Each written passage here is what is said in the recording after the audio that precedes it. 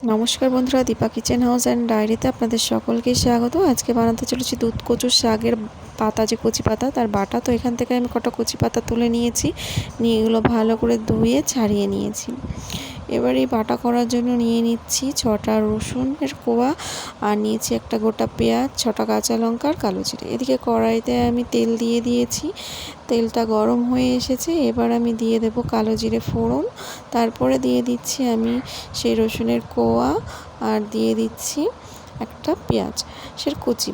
এবার দিয়ে দিলাম লঙ্কা, দিয়ে এটাকে ভালো করে নাড়াচাড়া করে নিয়ে এটার পেঁয়াজটার যে হালকা গন্ধটা চলে যাবে পেঁয়াজ আর রসুনের, তারপরে আমি দিয়ে দেব শাক।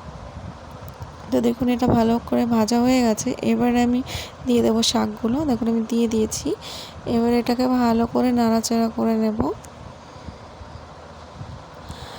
এটা দেখুন আমি নাড়াচাড়া করে নিয়েছি। এবার এর মধ্যে দিয়ে দেব লবণ।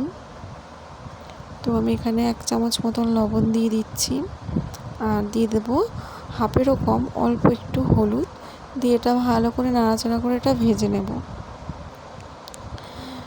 দেখুন আমি এইভাবে এটাকে ভেজে নিচ্ছি। তো আপনাদের কাদের বাটা খেতে ভালো লাগে তারা অবশ্যই কমেন্টে জানাবে। আর এটা গ্রামের একটা রেসিপি, তো গ্রামের সকলেই প্রায় ঘরে বাটা খেতে খুবই পছন্দ করে। তো পাশেই আমি ডিম সিদ্ধ করে নিচ্ছি। তো 2টো ডিম আমি সিদ্ধ করতে বসিয়ে দিয়েছি। এদিকে দেখুন আমার শাকটাও ভাজা হয়ে গেছে।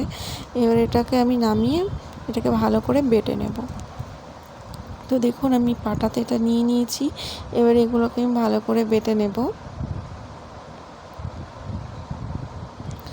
তো আমার ভিডিওটি দেখতে দেখতে অবশ্যই আমার চ্যানেলটিকে সাবস্ক্রাইব করে দেবে, আর ভিডিওটি ভালো লাগলে অবশ্যই কমেন্টে জানাবে, আর আমার চ্যানেলটি অবশ্যই পাশে থাকবে।